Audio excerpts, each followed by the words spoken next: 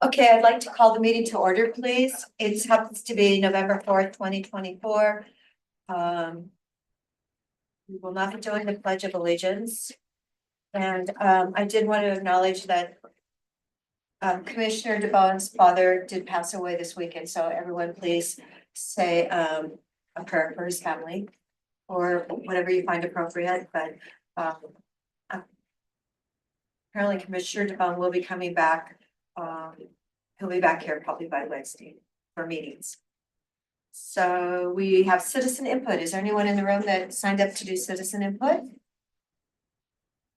Okay, I don't see anyone in the room. Is there anyone online that's raised hand to do citizen input? No raised. Okay, no raised hands.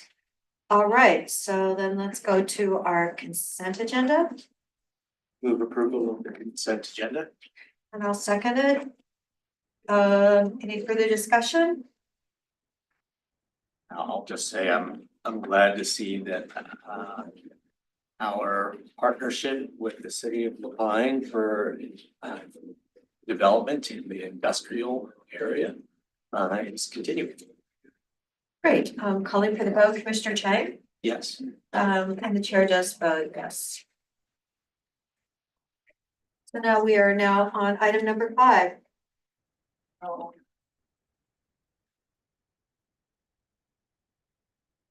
Good afternoon, Holly. Hey, good afternoon, Commissioners. Hallie King, Associate Planner with Community Development. This item before you is consideration of first reading of ordinance number 2024-011. This is the order Do you to. mind shutting the, excuse me, Yeah. could you shut the door? Thank you so much. It's just a little Yeah. noisy out there. This is the order, or I'm sorry, the ordinance to approve the Core 3 Plan Amendment Zone Change and UGB expansion. The county hearings officer recommended approval on August 21st, and the board held a hearing on October 16th, 2024. The commissioners closed the record and deliberated to a unanimous approval to adopt the hearings officer recommendation as the board decision. And so in your packet today is again, the ordinance document with all the typical attachments, including the map, the changes to the comprehensive plan sections, and then Exhibit F is the hearings officer recommendation, which will again be adopted as the board's decision. So again, if there's any questions, happy to answer. We've got this scheduled for second reading on November 18th. And so today. Is that a Monday? Okay, that's a Monday meeting. Okay, the 19th, go to Kate. Okay. Okay. Yep, thank you for that. And so today we would be looking for a motion from the board to approve first reading by title only. And again, if there's any edits that you see, legal counsel reviewed the package. But if there's any edits, we can incorporate that into the second reading. But other than that, it's the standard documents and all that for the first reading. Okay, thank you. Questions or thoughts on this? Yeah. Okay. Right, move approval of first reading of ordinance number 2024-011 by title only. And I'll second the motion. Any further discussion? Calling for the vote, Commissioner Chang, Yes. and the chair votes yes. Reading by title only, ordinance number 2024-0011. An ordinance amending Deschutes County Code Title 23. The Deschutes County Comprehensive Plan to adjust the Redmond urban growth boundary and comprehensive plan designations for certain properties, and Title 18, the Deschutes County zoning map to adjust zoning for certain properties. Yep. See you on the 18th. Yes, November 18th, Monday, again. Thank you. Item number 6. Oh. All right. Good afternoon, Commissioners. For the record, Nicole Mardell, Senior Planner with Deschutes County Community Development. And today I'm here with a board order number 2024-045.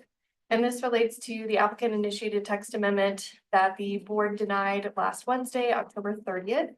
So apologies for the kind of the back and forth on this. I think during the hearing, I mistakenly said that we would be coming back with an ordinance. It turns out that we actually don't need one. But instead we need just an order memorializing your decision.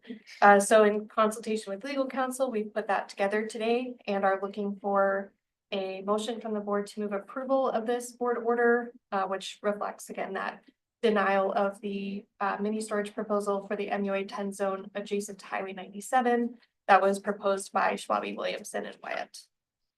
And it just happens that we are the two commissioners that did vote denial. So, Correct, yes, so we can take care of this business today then. correct. I believe so. Yeah. Yes. Okay, thank you. Well, both for this item and the next one, I'll just say again that I think that these applicants have the opportunity to seek a site-specific site-specific comp plan and zone amendment in order to further explore developing mini storage on their properties. I'm glad that we're not going to proceed with something more blanket than that, looking at changing the nature of what's allowed in the multiple use agriculture, so. And this one was 37 different pieces of property, which I thought was a lot. So, yes, thank you. So do we have a motion then? Yeah, so I'll move approval of board order number 2024-045. Denying an applicant initiated text amendment to allow mini storage in the MUA 10 zone adjacent to Highway 97. And I'll second that motion. Any further discussion? Commissioner Chang Yes. and the chair votes yes. So, thank you. Excellent. And moving on to the next item, this is very similar. So it's board order number 2024-046. And this relates to the application to allow mini storage in the MUA 10 zone adjacent to Highway 20 proposed by Eastside Bend LLC. So again, the board met last week, October 30th, and at that time voted 2-1 to deny the proposal. So this board order would reflect that decision and make that decision final. So looking for a motion from the board to move approval of this board order. So approval of board order number 2024-046. Denying an applicant initiated text amendment to allow mini storage in the MUA 10 zone adjacent to Highway 20. I'll second the motion. Any further discussion? I believe this one was actually 3 different properties. So, Correct, yeah, currently eligible, but of Right. course that could change. right, okay, all right. So I'm calling for the vote, Commissioner Chang, Yes. and the chair votes yes. So, thank you. Thank you very much, commissioners. Thank you. Nice to see you.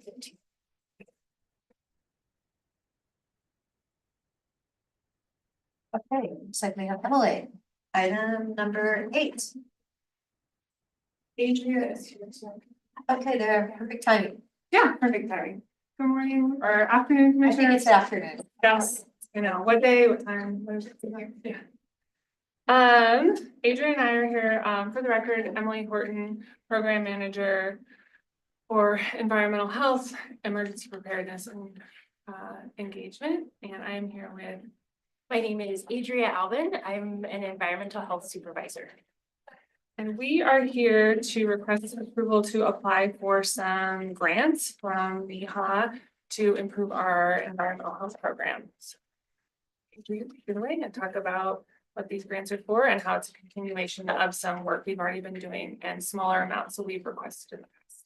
Sure. So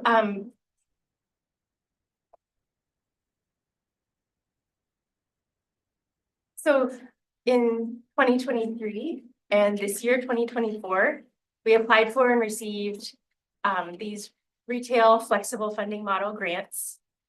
These are issued through the National Environmental Health Association and FDA, and they're grants for quality improvement of retail food safety programs. So in the past, we've received base grants, mentorship grants, and special projects grants. This year, there's a round of 3-year funding that's available, which only opens up every 3 years. And so. Makes sense. doesn't Yes, it does. So this year we have the opportunity to apply for a larger amount. It will be $300,000 over 3 years. In addition to the other grants we've applied for in the past, the base grant, mentorship grant, training grant, and special projects grant. So the amount this year is higher because of the structure of the funding, being these 3-year grants. But it's a continuation, as Emily said, of the work we've been doing over the past few years to try to improve our retail food safety program and environmental health. And if you have any questions, I would be happy to answer them now. I'd love to just clarify for myself what a retail food operation is. I mean, we talk a lot, environmental health does a lot of inspections for, restaurants and food carts and other things. I mean, is that a retail food operation or Yes. is a retail food operation like a supermarket? Retail food is any type of food facility that serves food to the public. So it would be considered in the broader sense, a grocery store, a restaurant, a food truck. In Oregon, it happens that the local county health departments inspect restaurants, food trucks, festivals, and then the other part of retail food, grocery stores, convenience stores, those are inspected by Oregon Department of Agriculture. But in the eyes of FDA, all of that is retail food. So when this is talking about retail food, it's covering the scope of facilities we're already working with and inspecting.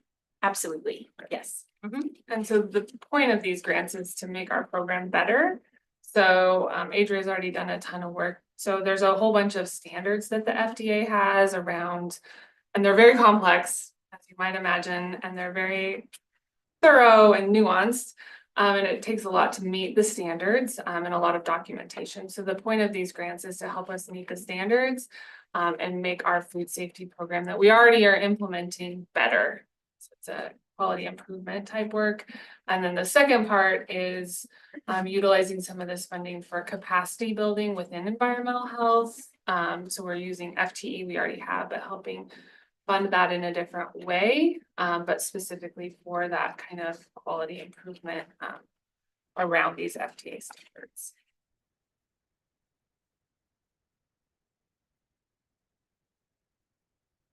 So along those lines, utilizing an existing FTE to do this capacity building work, does that mean we'd hire another inspector or no? Okay. It just means that the work that this person is doing would be covered by a different funding source. We're looking at diversifying the funding that we utilize to support this work in environmental health. Not, we've just raised our fees, so not just from a fee base, but also these various other funding sources, so we can have a more diversified and not just focused on inspections, but also this kind of quality improvement. So this could actually provide us a little budget relief as well for our core functions. That's great. All the questions that I have. Okay. Commissioner Adair, did you have a question?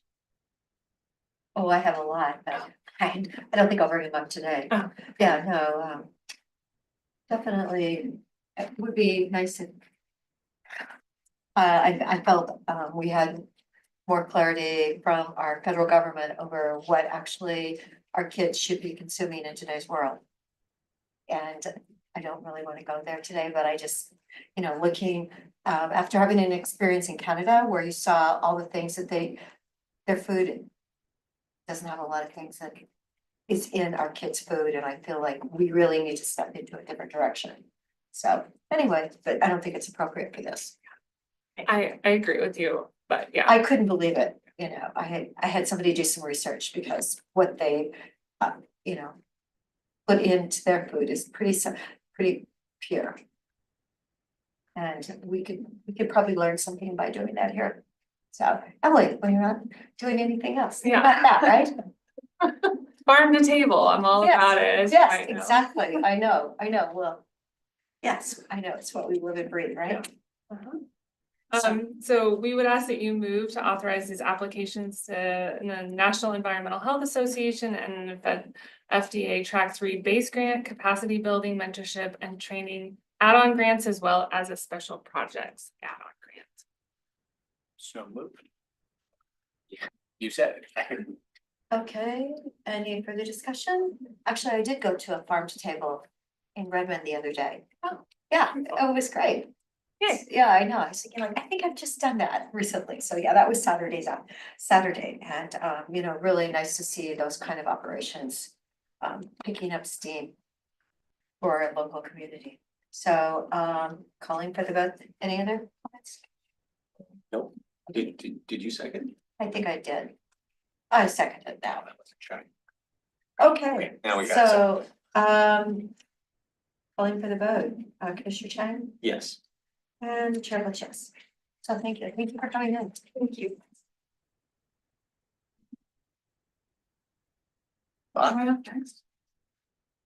Really. Oh, you want.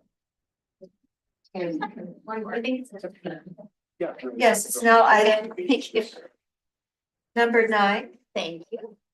Good afternoon. It's been good morning. DB Holcomb with Community Justice. Trevor Stevens, also with Community Justice. Commissioners, we are asking for your consideration and approval retroactively for us to continue with an application that we made. Burn grant process, which is Behavioral Health Recovery Network.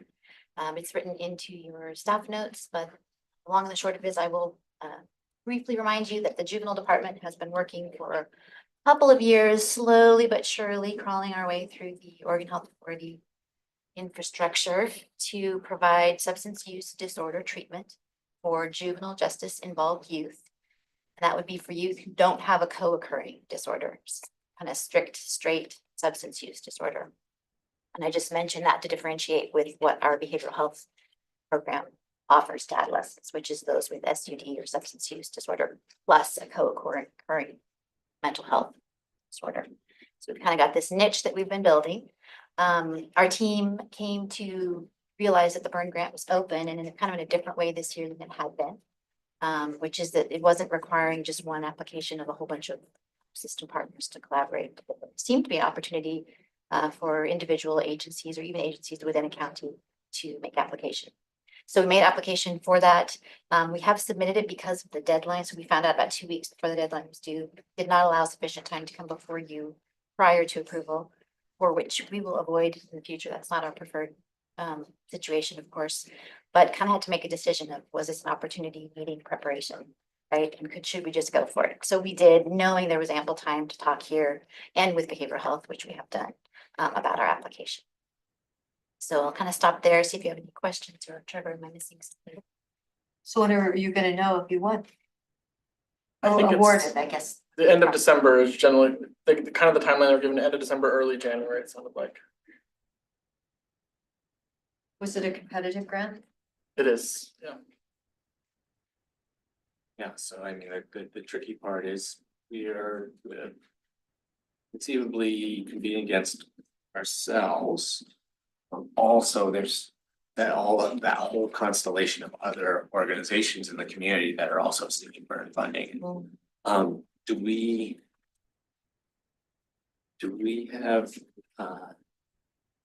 have any sense of whether the amount that OHA is going to be awarding out is going to be larger for this burn cycle than prior ones? I think there are two things that are different about it this year. One is well, actually, the other one was a 4-year cycle as well.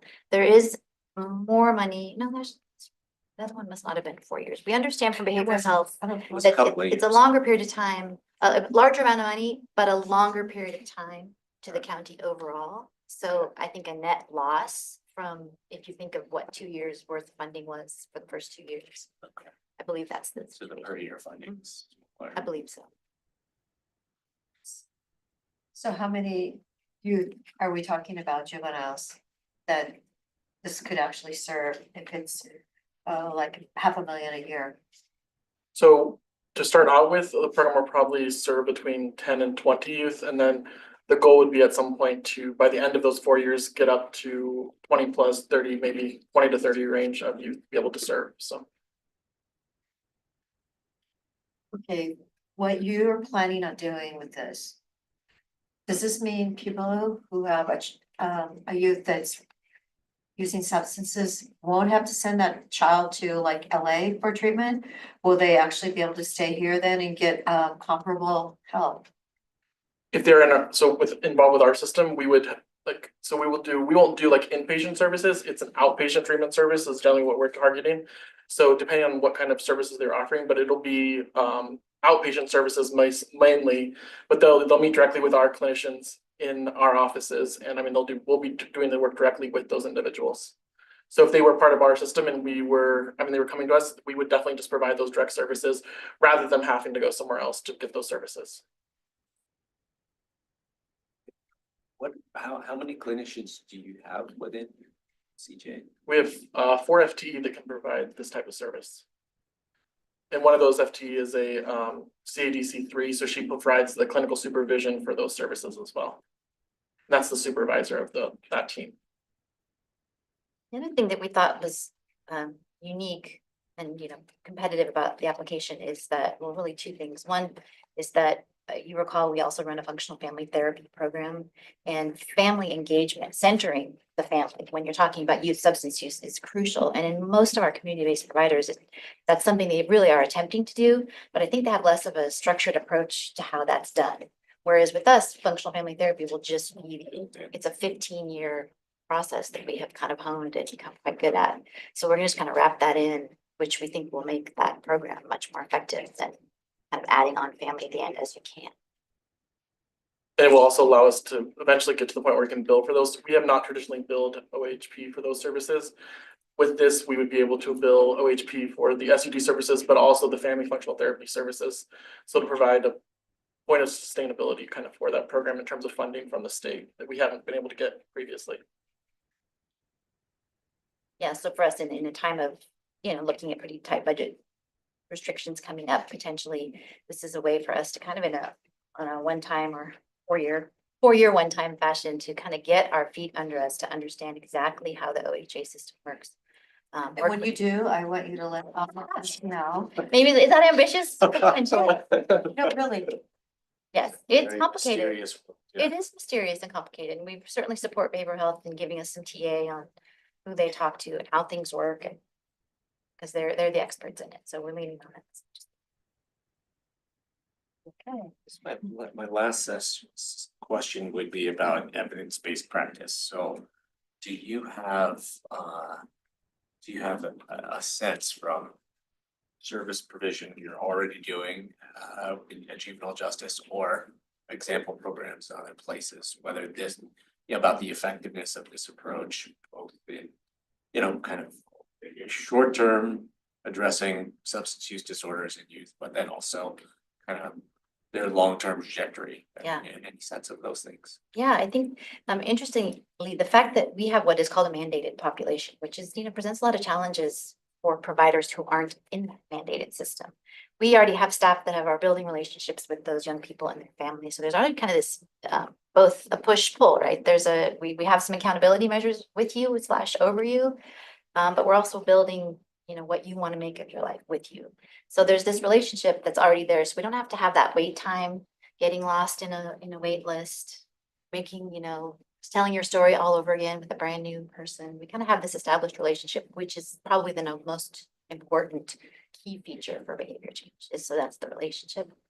And the other piece is young people who become involved with the juvenile justice system are kind of unique, right? Not every youth who has substance use ends up committing a crime.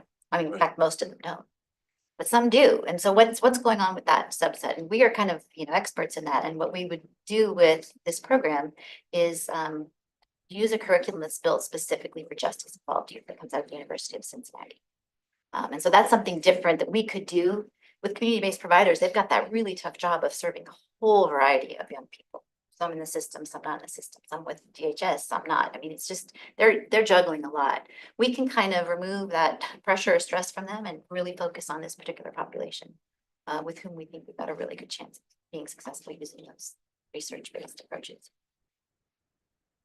Yeah, no, that's one of the things that, again, considering that we're basically introducing another competing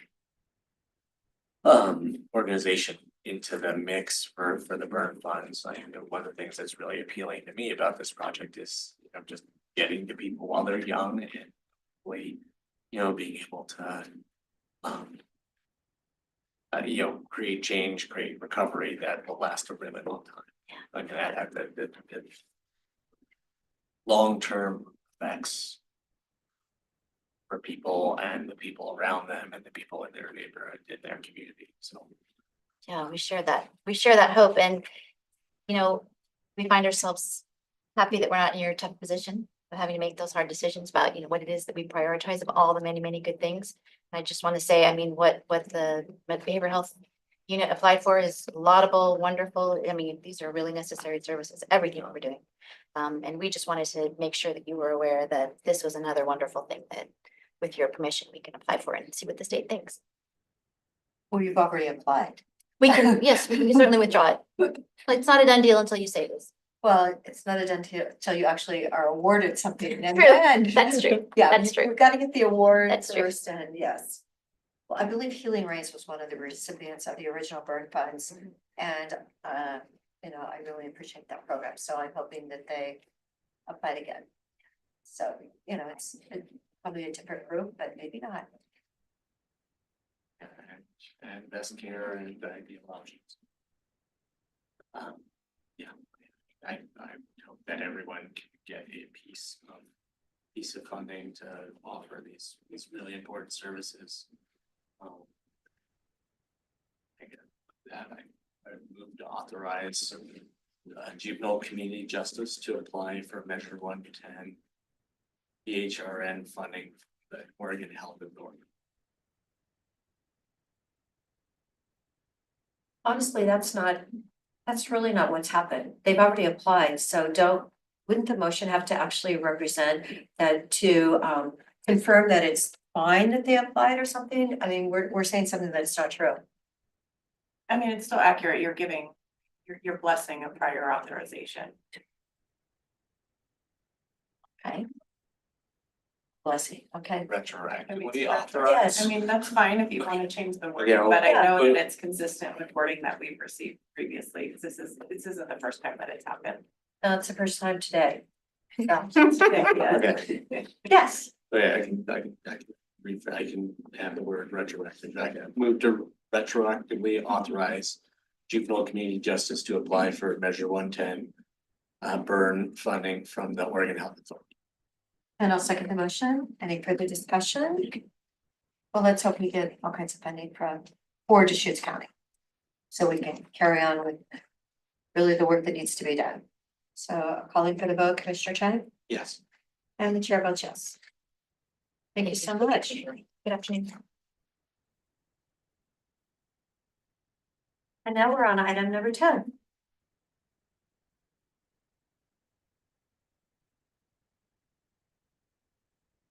Good afternoon, Commissioners. Robert Tintle, Chief Financial Officer. Laura Skundrich, Management Analyst. Okay, so just to be clear for the room, you are going to make your presentation today, but because in respect to the fact that Commissioner DeBonne is not here, we will bring decisions back to the most meeting, maybe next Wednesday or something that we can do to make our decisions, and he'll watch the video presentation. Because I know you guys are ready with your presentation. That is true. Thank you, Commissioner Adair. Yes, today we'll just introduce the topic and provide the board that's here opportunities for ask questions and clarifications. Laura will provide a summary of the topic today, and we'll come back to you next Wednesday, November 13th, with the two motions that you will be considering. One of the motions for consideration next week will be to reallocate the returning ARPA funds and remaining admin and health services funds to the new category of revenue replacement category. And secondarily, it will be to look at those remaining funds and also confirm or reallocate those as the board deems necessary. And Laura will provide a summary now of those, both those items. So, as Robert mentioned, so the board had made previous ARPA allocations to several projects, which are listed in today's staff report. They do include the $1.8 million for homelessness and or future managed camp. $480,182 for community violence intervention programs in the district attorney's office. And $2,425,681 in health services contract tracing. So the 1.8 million has not been placed under contract yet. And then the projects for both the DA's office and health services have now been completed with funds remaining in both of those projects. So now all of these funds are available for the board to reallocate. This will need to take place prior to the deadline at the end of this calendar year, December 31st, 2024. That's the Treasury's deadline for ARPA funds obligations. So the total amount available for reallocation is $1,945,196.75. So also listed in the staff report are several requests for these available funds. First on that list is that original allocation of the $1.8 million for homelessness. But since these requests do total more than the available funds, that amount may need to decrease if the board chooses to fund all of the additional requests. So the additional requests include $111,273 for ARPA administration, $75,000 for Terrebonne Sanitary District, and $25,000 for Tumalo Sanitary District. Both of those were presented to you last week. $225,000 for Shepherd's House. And $45,000 for health services, homeless outreach services. And Emily Horton is here to provide some additional information. Emily Horton, standing up for Heather, who is out sick today, so I'll do my best to articulate this. So I just want to make sure that our health, public health response and recovery funds after December 25 was clearly articulated what we were asking for from my program. So we had 3.0 FTE that were allocated through ARPA funds through December of 25. So essentially a year from this December. As we have had other sustainable funding streams come, we have shifted those positions over. So my position was one of those that have just shifted over to public health modernization. We also have anticipated to shift over another one to modernization in July of next year, July of 25. So with those shifts, we'll have approximately 157,000 of the ARPA 1.9 that will be unspent, and we're requesting approval to continue expenditure on the remaining 2.0 FTE that were originally allocated in that are identified in that allocation through December of 26. So we'd like to be able to extend those positions using that funding that we've saved by moving positions another year essentially. Just wanted to make sure I articulate that. These positions work on resilient communities, help with our preparedness team, and work on risk communications and logistical support.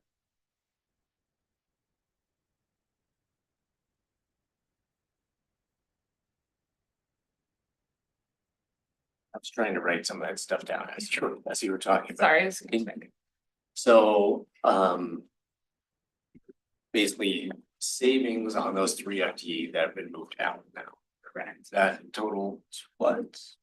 Or So with the positions that were moved, so my position was moved out of this funding as well as we plan on moving one other position out. We'll have approximately 157,000 that were originally allocated, and we're going to continue to use those on the 2 positions that are left being paid out of that fund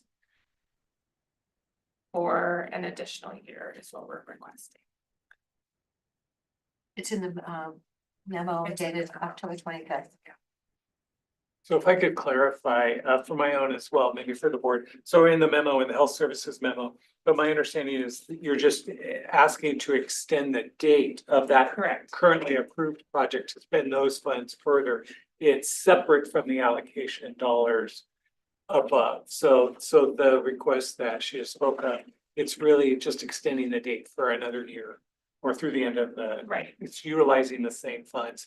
The $45,000 request is separate from that.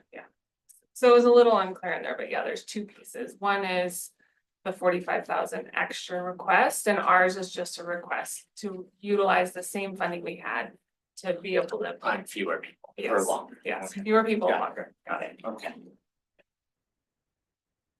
Okay, no one actually gave any clarity to what Shepherd's House was asking for, but there is a memo in our information on it. And because we are seeing so many more women as homeless and women and children, their goal, currently, I think they only serve 8 or 9 people, and their goal is to purchase, according to the memo, 7 homes bordering Abby's house to serve as transitional affordable homes for an additional 24 women and children. So anyway, they were actually asking to help buy 1 home, but it's a 1-bedroom, so. Anyway, and I believe they have a fundraiser this weekend for their program. I'm not sure if it's for the women and children's, but I know they are doing their major event this weekend. So that's our new huge ask on our sheet that has no money. Yeah, and the Shepherd's House request came in through the discretionary grant program. Okay, is that what I'm saying? Did, yes. Okay. So for our, Through you know, the, no fault of their own, I actually connected them and somehow they had sent it in on October 7th. It got lost in the system. And then they're asking me what happened, and I'm like, tracked it down, and yeah, it was out there. Yes, I don't think it was made clear that it was an ARPA request within, so it got sent to a different mailbox and it wasn't clear that it was meant for ARPA, but Patty and I connected and we were able to find it. So as you may recall, Finance, Laura and I actually did come to last year and we allocated the rest of the remaining funds. That balance was for homelessness of the 1.8 million that's reflected here today. So officially the ARPA had closed. Yep. And I think that's why it was submitted through the other grant as well, but it is ARPA eligible. So that's why it's presented here today as consideration for that category as well. yeah, it's just tricky because we had allocated the 1.8, well, 1.5 of that 1.8 million to this RFP process that ran through the Coordinated Homeless Response Office. I don't think that this project was a proposal in that pool. And now we're, you know, pulling that 1.5 million back. Leaving the projects that came in through that track high and dry. And you're talking about, you know, that we had expressed an intention to reuse those funds, you know, for managed camp purposes. And this is a great project. I have no critique of this project, but just kind of the way that it's coming in and the time that it's coming in. Not in response to a solicitation is it just makes it hard to give it, in my opinion, it makes it hard to give it consideration.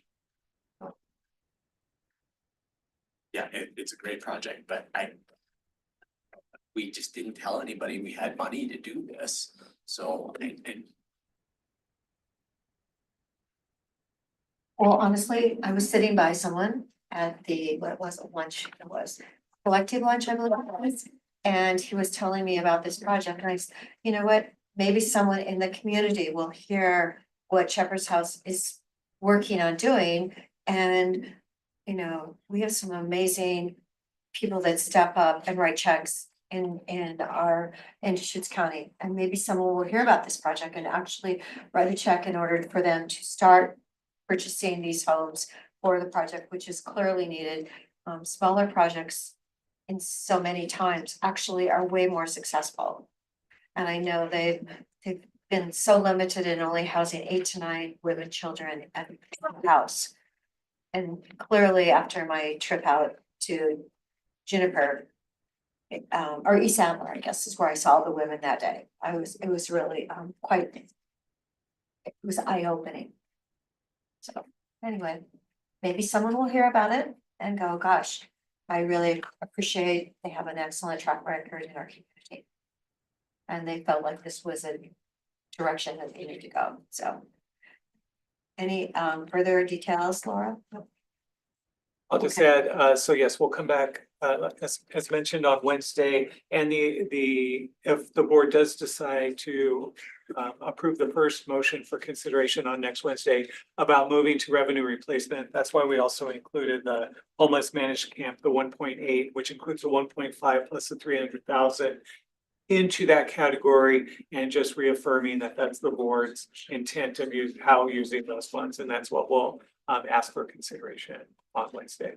Okay, great. Okay. Thank you so much Thank for the you. presentation. Okay, community, did you hear the ask? Every house needs some, it's a couple 100,000.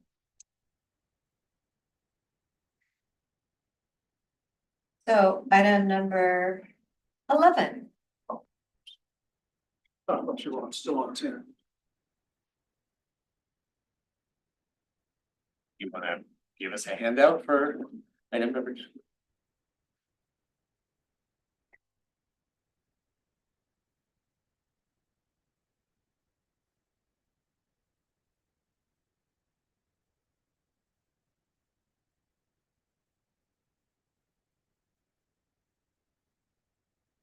Okay, so we'll read this, Chuck. You have an extra copy for Commissioner Henry? Your, Devon, when he gets back? We have enough? Okay, so now we are on item number 11. Okay. And I also want to point out that we will not be making a decision on this either today. You're gonna do the presentation and then we'll come back on the 13th. Does that work? November 13th? I mean, how time sensitive is this? I mean, we need to be doing things out at McGrath Road sooner than later. I do. Right.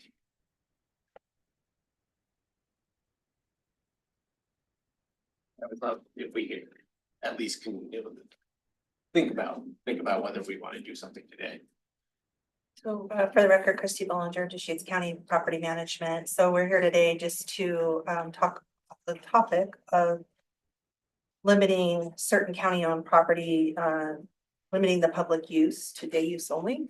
And meaning that the property would be closed dawn to dusk. So just over like the last, maybe 6 to 8 weeks or so, we've gotten quite a few phone calls and emails from property owners around the McGrath Road area. And because we've had a little bit of encampments pop up, but then they'll leave. So nothing's been permanent. But this property represents about 300 acres. And so it just sort of spurred some additional conversations, with staff.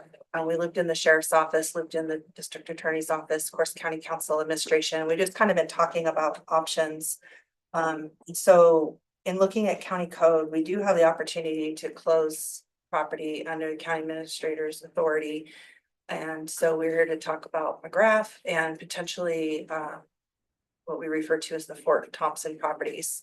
So again, this would just be a way to move forward with closing properties to, just limiting the public use. And, we could do that through signage, and our understanding that could be enforceable through,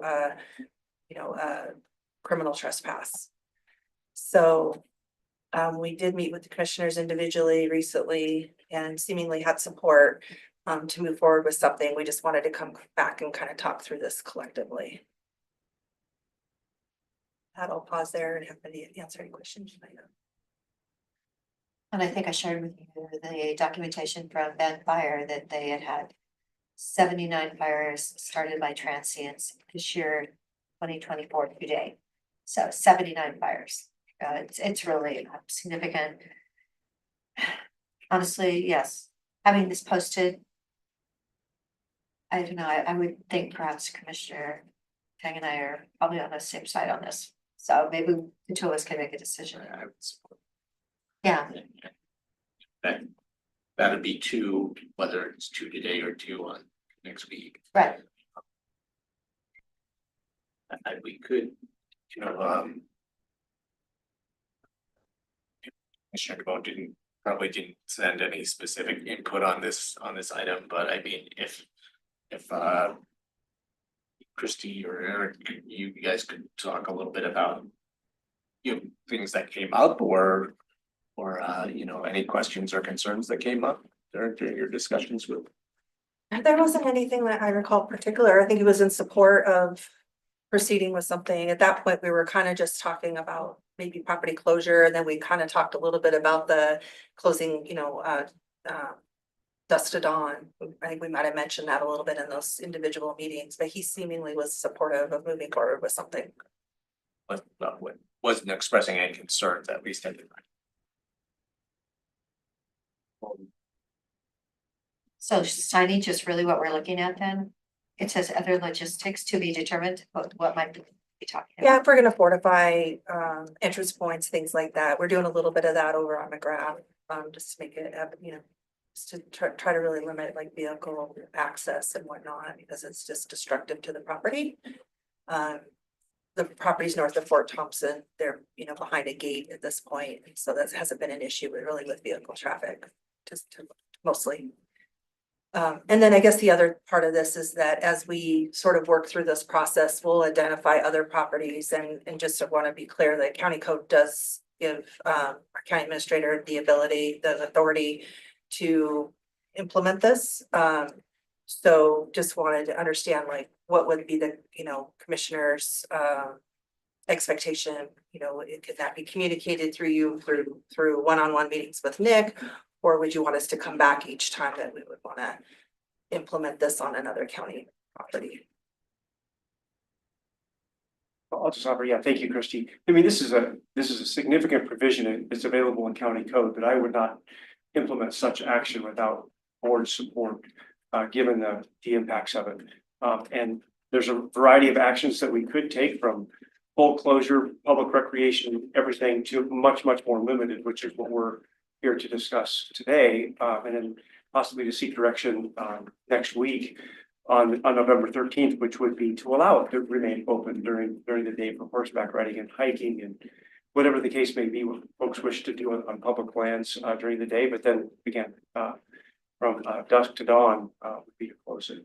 And this would apply to vacant properties, to properties that are not currently occupied, there are not currently encampments on them. This would be something that we would post with signage, and then coordinate very closely then with the sheriff's office, the attorney's office, should enforcement actions be necessary. And so the mechanics of this, this is something that the county administrator has the authority to do. You're consulting with us. So we wouldn't need to pass an ordinance or something like that next week. I'll look to county council, but not that I'm aware of. County code states county owned or controlled real property may be posted, closed, and not open for public use, or use limited, which is what we're thinking about the dusk to dawn, upon direction of the county administrator. So I'm not aware that any board action is necessary. It's just that if commissioners were to support implementing this policy on one or more specific properties, then I would certainly do so. And while I have that authority, Christie Bollinger, the property manager's office, would actually carry out that action. And again, if the board wants to move forward today, you're welcome to, but we certainly weren't expecting it, given Commissioner DeBonne's unfortunate absence today, and we can come back next week. But Commissioner Chang's right, we're both for it. So we could actually go ahead today. I believe I saw Revere, there were homeless camps on it. And then when I drove around it like 2 days ago, they were fine. So definitely ODOT is keeping their area cleaned out. Yeah, they're on it. So. Yeah, and I wrote down close dawn to dusk, so like, let's do the opposite, right? Yeah. Let's do, yeah, I know, I wrote it down backwards and I went, oh, I think that might be a problem. So anyway, That's yeah. what it says on the memo too, dawn to dusk. Did I write it wrong? Oh, wait, no, sorry, limit public use to day use, Yes. dawn, to- okay. I know. It's like, which way are you saying? Sun it? up. Yeah, exactly. Yes, thank you. Yes, very good. Let's be really clear. So, all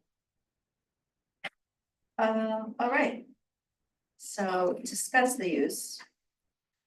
I mean, on a property by property basis, we need to evaluate how practicable this is too. So, at McGrath, do you picture like using those concrete things or? At this point, we're collaborating with the solid waste department and also the road department to place some boulders out there. Solid waste has been able to provide us boulders in the past, so we're working with them. And then there are a couple of very heavily used access points, and so we're putting some bollards there with some chains and reflectors so that we do have access, like for emergency purposes or fire fuel mitigation and whatnot. So I think it's just kind of property by property on what we would do to potentially do some fortifying.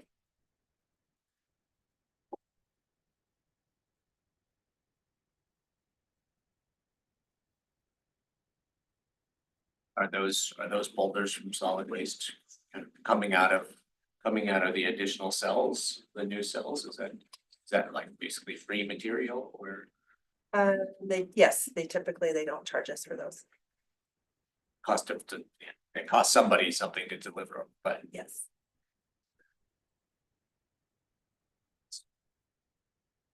nice. But solutions don't cost a lot.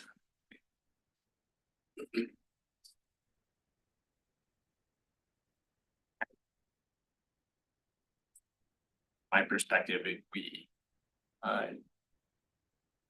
there are county properties, we need to think about making short-term facilities for people to help them move out of homelessness.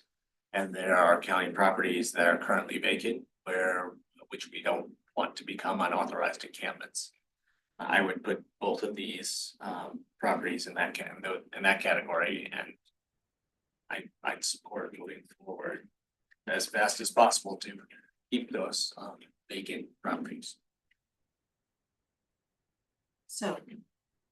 Is that a motion? Or just a thought? Do we need a motion? We don't need a motion, but if you both indicate support, then we'll proceed. As fast as Christie's office. I could do so. Great. Sounds like it. Okay. Sounds like we're both in agreement, fast as possible. Great. And then other properties in the future, you want us to come back for that discussion, or how would you see that? Or maybe if you have thoughts on that. Couldn't Nick bring it up in our meetings, in our Sure. one-on-ones? You know, if there's something that pops up that seems to be, A good candidate. Yeah. And then you can make decisions based on the discussions you had with each one of us. Exactly. And then what I'd like to do is under, for example, other items at a board meeting, just state it publicly. So the community is we're not, aware. so the community's aware, we're not closing any properties without at least some notice and recognition at the end of a board meeting. That would be great. Yeah. Thank you, commissioners. Great. Great. Thank you, gentlemen. Thank you, Christine. Okay, now we are at item number 12. Department performance measure updates. Yes. Here we are. Thanks, commissioners. Jen Patterson is out of the office today, so I'm gonna be filling in today on Q1 performance measures. My laptop died in the middle of an earlier item, so I think we're gonna be fine, but I'm gonna drive a little bit without my notes today. So just fair warning to those departments that are here in attendance. But each year the board goes through a process to set overarching goals for the county. There are 5 goals set by the board for this year, and today you're going to hear updates on the healthy people goal that the board set.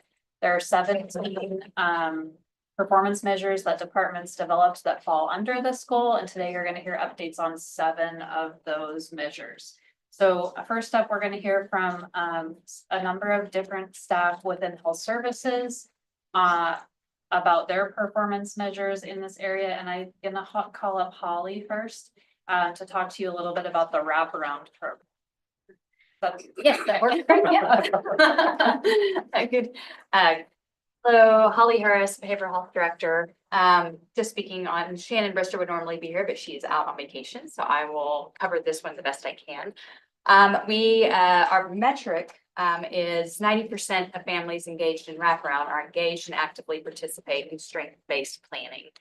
We did not hit our target this year, but there are some really reasonable explanations for why.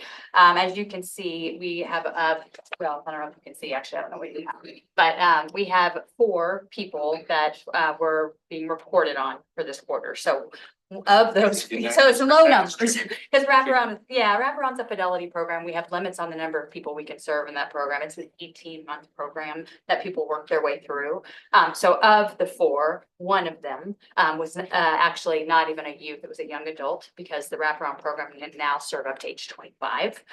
So this young adult person was not interested in having some of their family involved in their planning at this time. So that is what marked us down to 75%. In general, we obviously our goal is to involve families in creating natural supports for the people we serve so that they have better success rates going forward.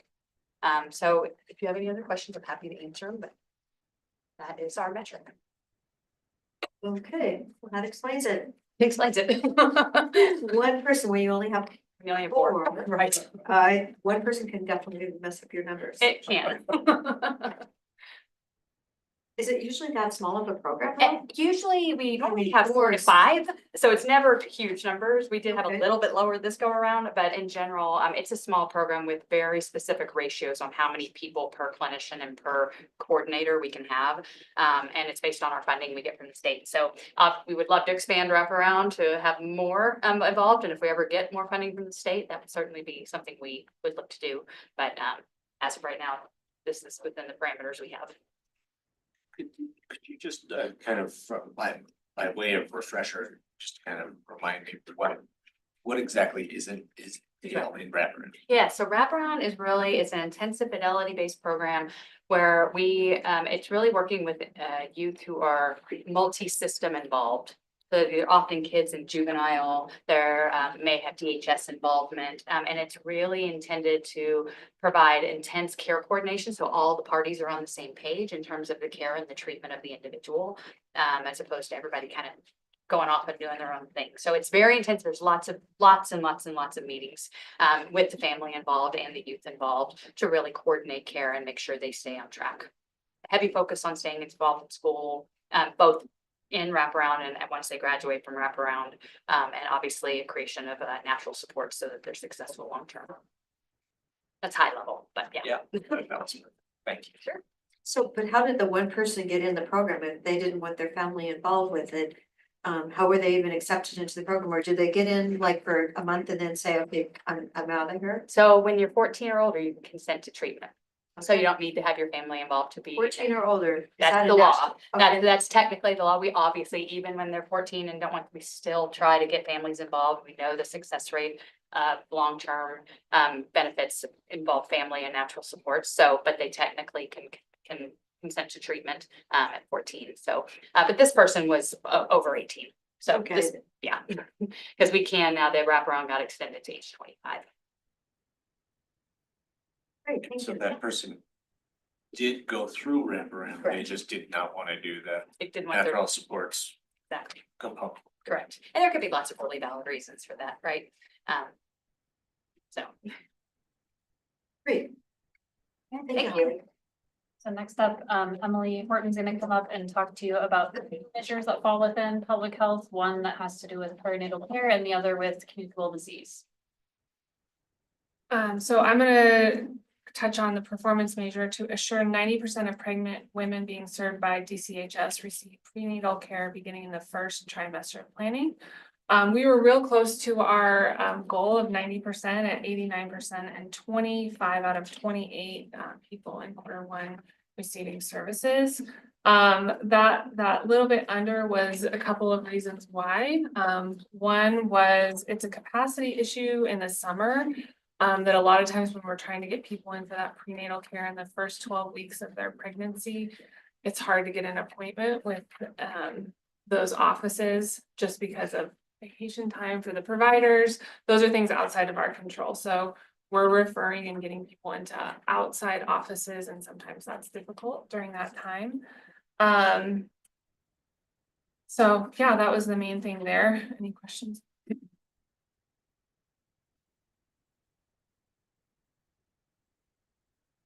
So there's that window, first 12 weeks of pregnancy.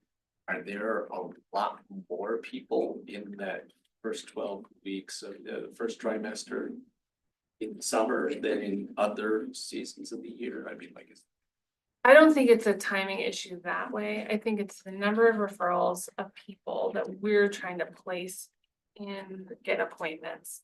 During summer, it's more difficult to get appointments because the providers are on vacation. I don't think it's, the providers are on vacation. Yeah. It's not that there's just so many more. I don't think people it's in the more first than more trimester. people, it's Got the other way around. There's also a slight counting issue. Some people count the 13th week as part of the first trimester. So if we get people in, and then there's been a confusion of 12 versus 13 and which counts. So the state had one definition and we had another. So there might be a couple more that actually had an appointment on the 13th week instead of the 12th week. That didn't count. Sure. The second performance So change, Emily, how many weeks of pregnancy? 40. 40? Yeah. That's standard, okay. Just couldn't remember. I know all those gestation periods. Yeah, the first time I was pregnant, I was calculating 11 months. And I was so used to my horses. Yeah. Right? Like, what do you do, right? I'm like, oh, it's only 9, that's nothing. You're like, okay, lucky me. I know, it's only 9 months. Such a surprise. I know, it was surprising. What's the gestation of your cattle? Is that a year? Yeah, no, it's not that much, actually. It's not quite that much, it's less. Is, Yeah, okay. yeah. She has the cutest cows, by the way. Oh my gosh, they I are get to so drive by cute. them all the time. Yeah, the pigs are cute too, and the sheep.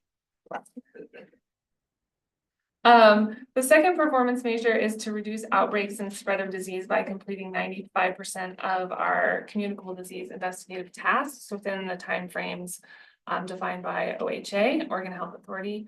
Our target for that is 95%. OHA compliance is actually at 80%, so we're much significantly higher than that. For quarter one, we were at 92.71, which is a little inaccurate because in that calculation, we had the timeliness of confirmed animal bite follow-up, which we don't actually have to or put all of those numbers into the database, which they pulled this from. Environmental health actually does those, and communicable disease does the rest of these communicable disease outbreak investigations and disease investigations. So if you pull out animal bites, we're actually at 96.27% and meet our goal there. Yeah, so we're going to change that in future reporting periods, but just in case. Like that. And we're going to implement quarterly quality assurance of the data entry to make sure that we don't have those errors in the future. Any questions?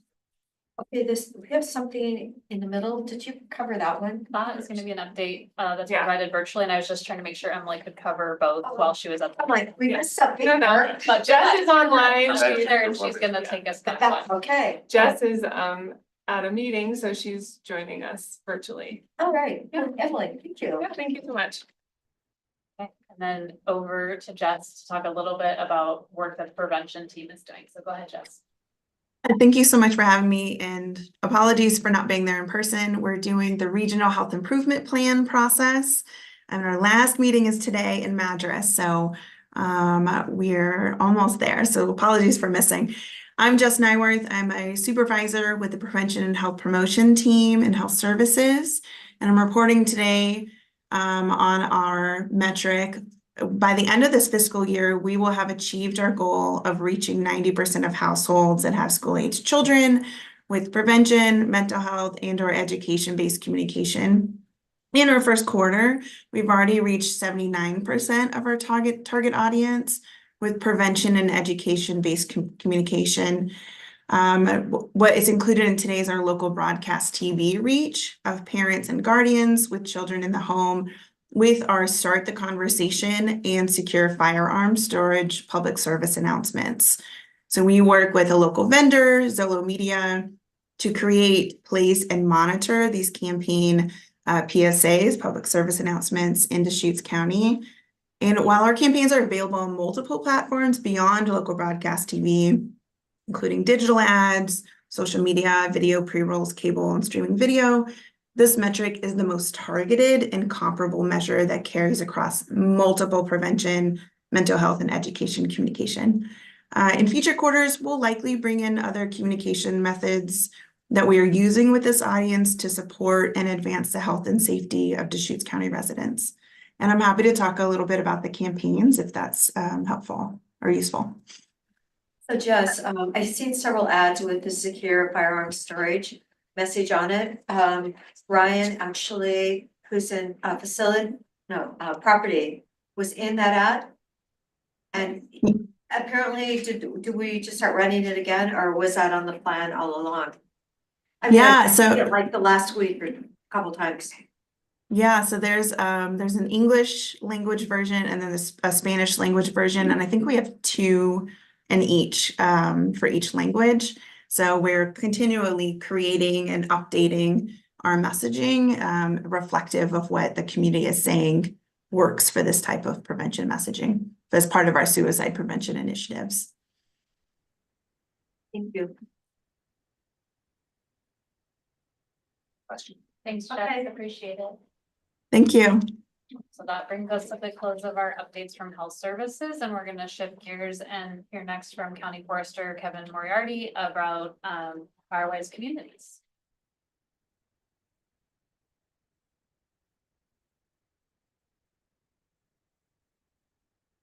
Good afternoon, commissioners and staff. My name is Kevin Moriarty, County Forester. I'm here to speak about one of our performance measures for the Natural Resources Department. The performance measure is to maintain or increase the number of communities participating in the Firewise USA program. The Firewise USA is a national program managed through the National Fire Protection Association.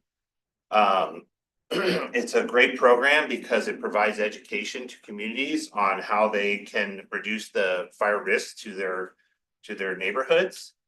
So we promote that program. It's actually managed in Oregon through the Oregon Department of Forestry. So if you want to become a Firewise community, you work with the Oregon Department of Forestry, and we work with them to get people signed up for that.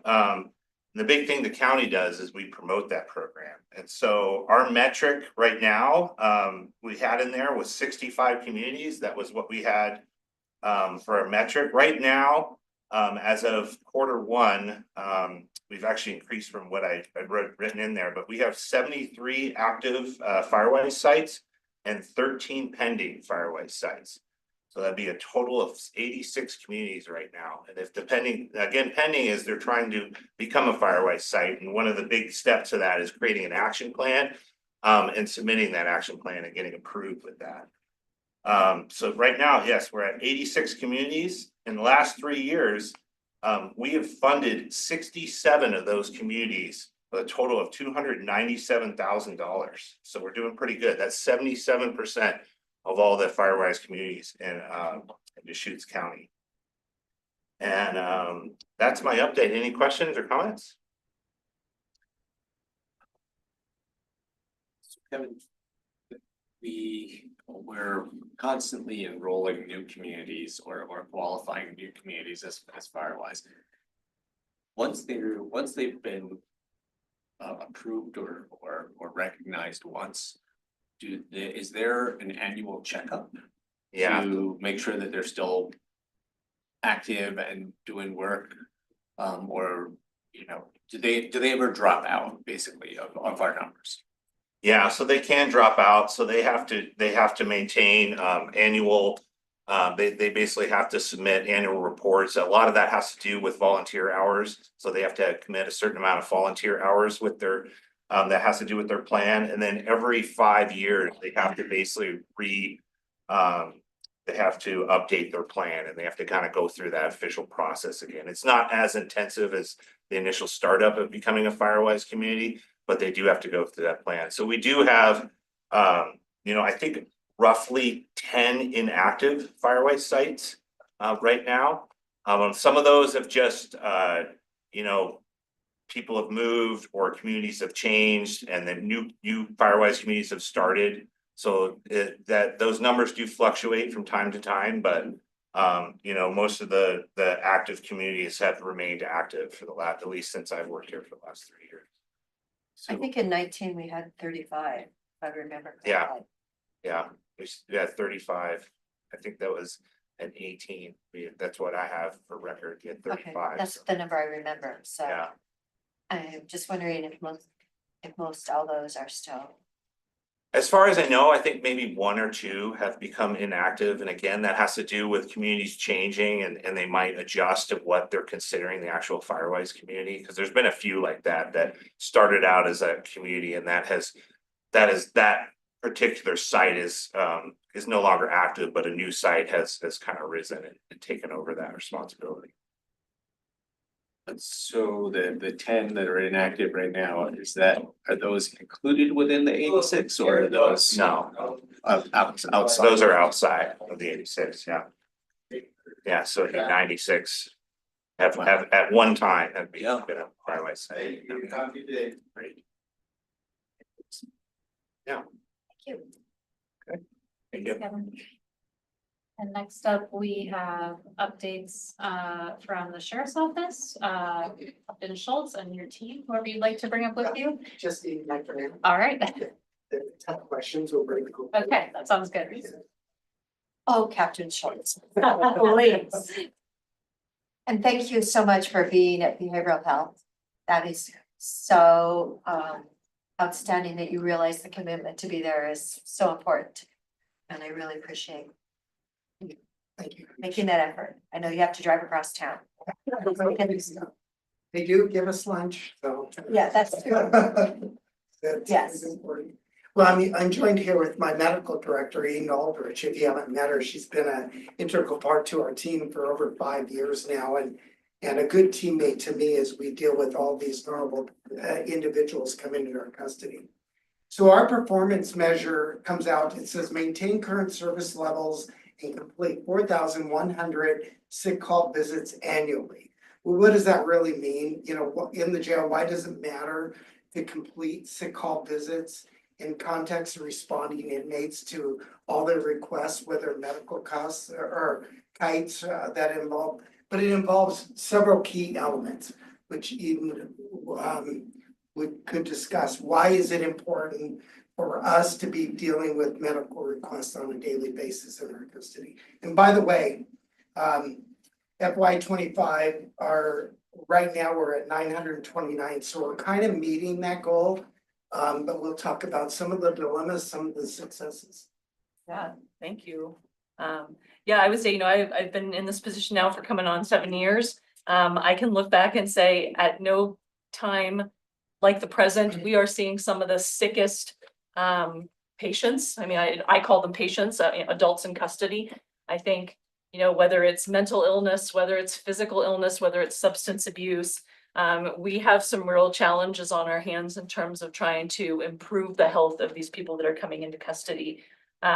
Sick call visits can be anything from I have a dental, I think I have a dental infection, or I need to be back on my blood pressure medications, or even something as simple as, I need to cut my toenails.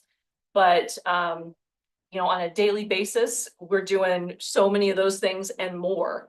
One of our big goals this year is, because our patients are so physically and mentally ill, one of our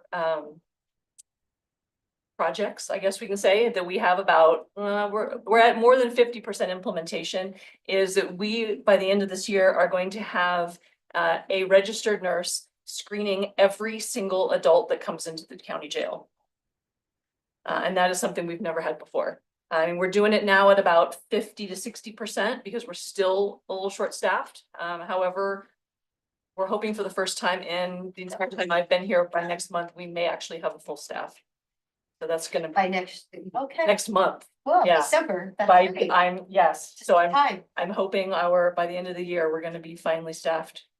Have our full group of registered nurses. Now, mind you, we are still behind in lots of other places, you know, whether it's case management, whether it's mental health staff. We definitely still, you know, are hiring and need to be finding people for that. But yeah, for the first time in my 7 years, I can say we'll be fully nurse staffed, which is really exciting.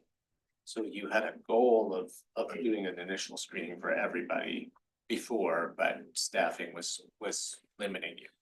We always knew that was best practice. We knew we wouldn't be able to get there until we had full staffing. And of course, best practice would be to screen them right at the front door, which we accomplish as much.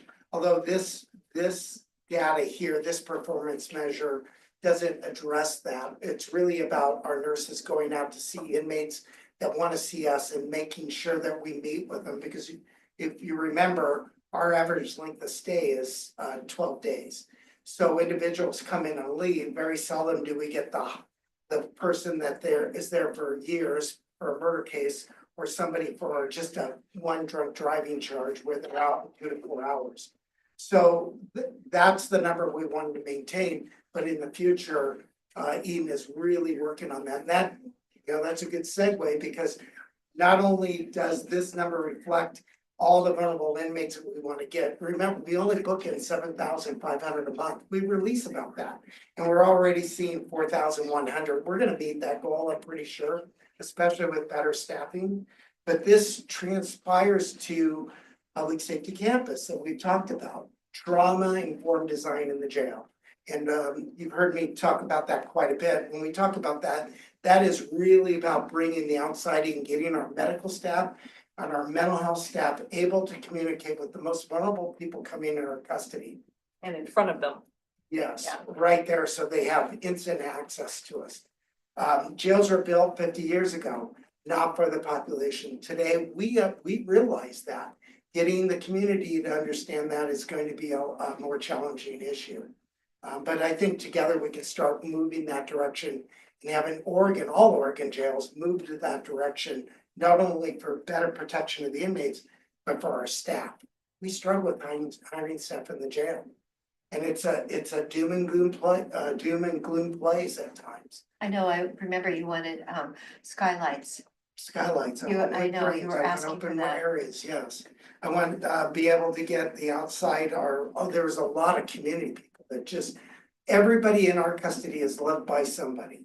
And that's, you know, this number, 4,100, is about making sure their loved ones see somebody.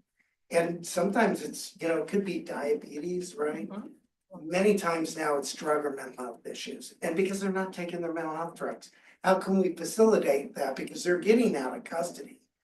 How can we, for families, so they can help take care of their loved ones in custody, or get them off the drug, that because the root cause of their crime is the drug. We got to start moving towards that direction. We're seeing deflection already helping with that, so. So you are seeing helping. Oh, yeah, our pretrial release with Neil Marchington and now Jessica Maldonado. They're identifying, because you know, it's really a law enforcement issue where law enforcement makes contact, somebody has PCS, we say, hey, you're on drugs, you want help, yes, okay, we will avoid the criminal justice system. But a lot of times they have more than one drug. It could be burglary, could be assault. How do we still connect to them? And that's what we're doing. We're going through every day with our medical and Neil Marchington, go through every day to identify those that their root cause may be drug, and we're still trying to help them through pretrial release. So I can talk all day about this. Really? That's good stuff. So glad you're there. So currently, when someone comes into custody, they lose the Oregon Health Plan. They lose all of their benefits, whether you're VA, whether you're Medicare, Medicaid. And we're absorbing the cost of trying to provide medical treatment through the sheriff's office taxing districts. If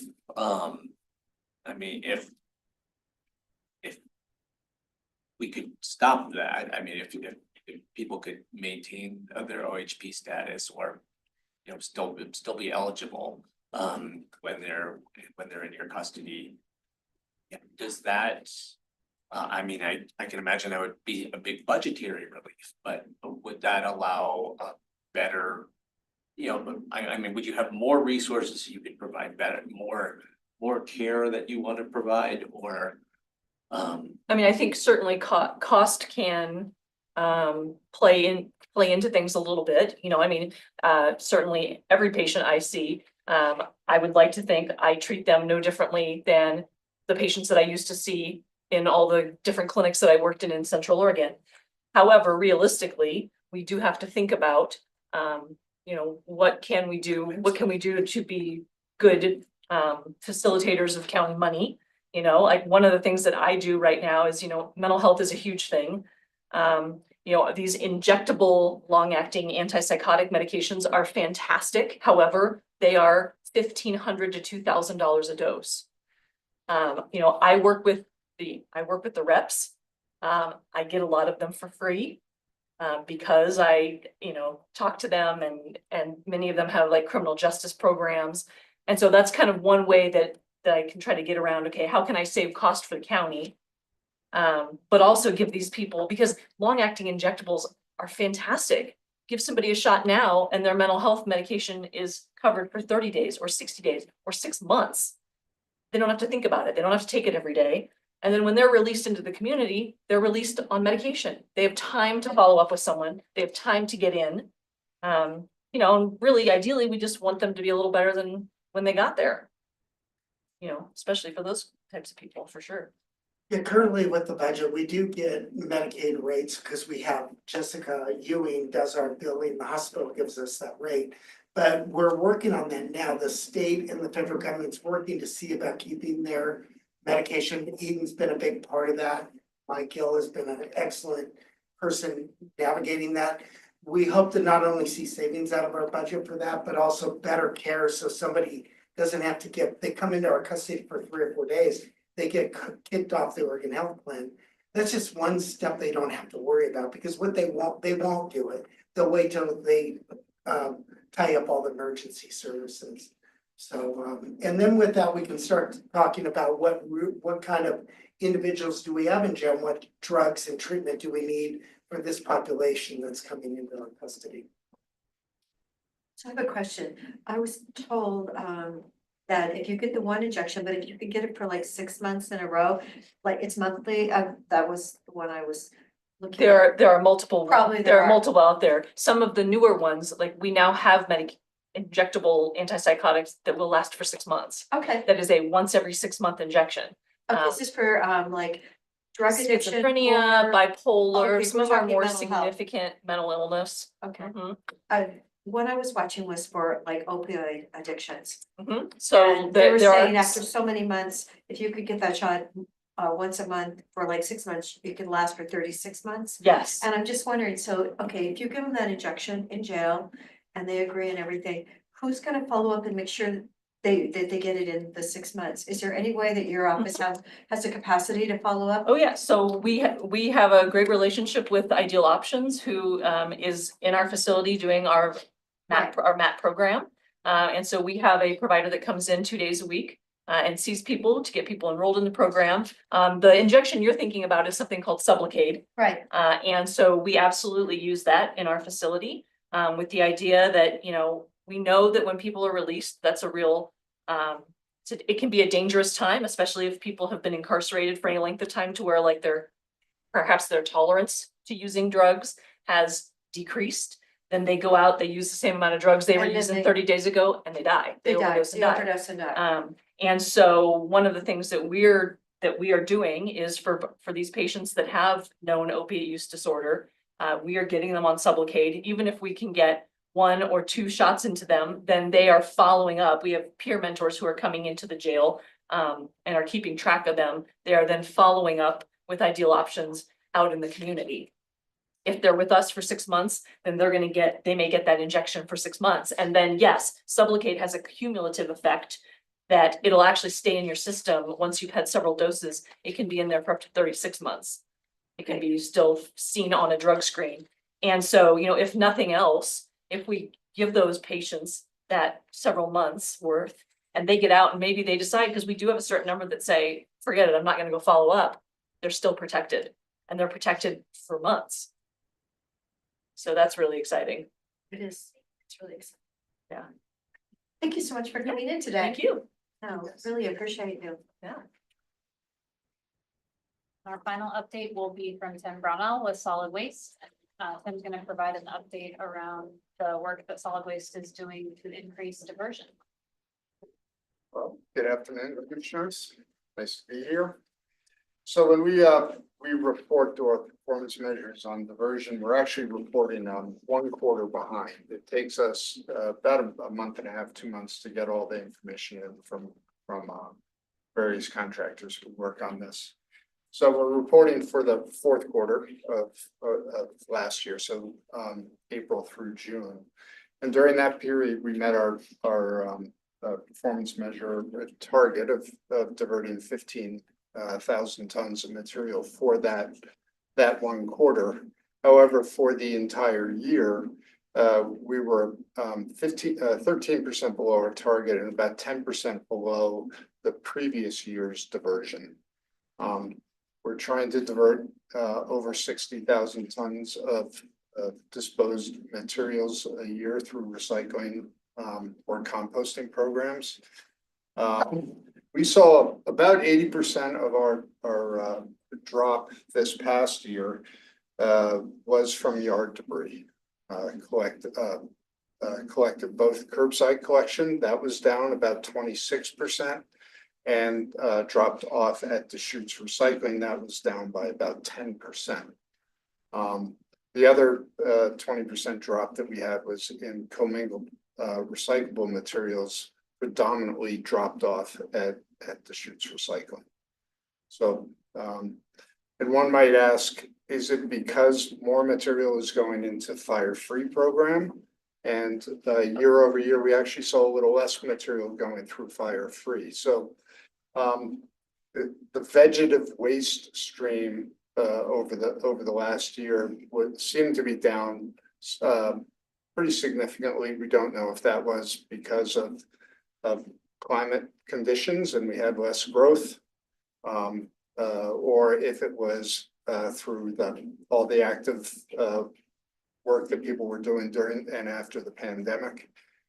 Because we had a huge increase in yard. Remember that was an outing? Yeah. People were putting it on Facebook, like this was so wonderful. They were going to, that was a big deal. Yeah. Yes. So. Hard to compete with. Yeah, so this next year, we're gonna be looking to see what happens to that yard debris recovery number and the fire-free diversion or capture materials. So the idea there is that people did so much work during COVID that they could just take a break for a year? I think that people did a lot of work in taking out debris, brushes, trees, etc., things that cause fire risk. So. Yeah, because it's not showing up in more landfill waste. We aren't seeing that. Our landfill waste was also down year over year by about 1.5% to 2%.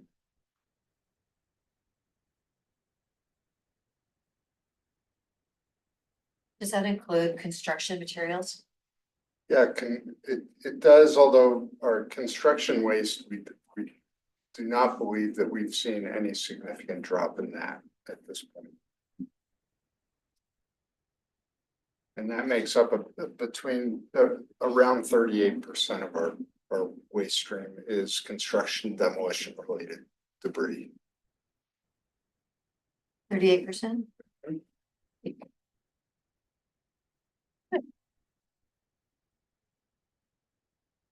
The question is.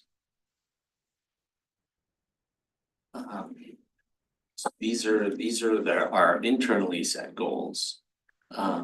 We have objectives that the state puts forward for us. Correct. What's the comparison between what we've set as a target here and what the state would like to see? Yeah, so that's a very good question. The state has set a goal for diversion of 45% of the waste stream being diverted. And as well as our solid waste management plan has set the same goal to be concurrent. We are at about a 27% diversion rate at this point. So yes, we're not meeting the goals established by the state or our solid waste management plan, which the goal was to be at that rate by the end of 2025. What we're going to have to do is build out new infrastructure, particularly composting, as well as the question regarding construction demolition debris. We are looking at developing programs and or facilities to look at recovering up to 50% of that material, which would be wood waste, scrap metal, rigid plastics, lumber, etc. So if we were closer to that 45%, then instead of our target being 15,000, it would maybe. It would be closer to 30,000. Okay. Yeah. Per quarter. Yes. Yeah. We have some work to do. But we've had constraints on more composting and then the building material recycling, so yeah, hopefully we'll be able to move forward now that we have new spaces available for us. Correct. Great. Thank you very much. All right. Thank you both. Other items? Okay, nothing? Executive session, do we have one today? No? You don't, okay. So. Commissioner Chang, nothing else? Fine. Don't really have anything since last Wednesday. I do want to thank Angie, in our executive office for helping me clean up my office the other day. It was wonderful. Thank you, Angie. So in case she's watching, I'm sure she's not. Thank you. All right, so we will adjourn and our next meeting then will be next Monday. Next Wednesday, November 13th. Oh, we don't have anything on Monday? It's Veterans. Oh, that's right. We have, yes. It will be Veterans Day. Yes, please thank a veteran. And if you're interested, the Marine Ball is Sunday night. So you can go to the Marine Ball Sunday night and then be at the flag ceremony at 7 a.m. Monday morning. How can I not have that on my plans? So anyway, thank you all. And so it will be next Wednesday and we'll have a big meeting that day, I'm sure. Thank you.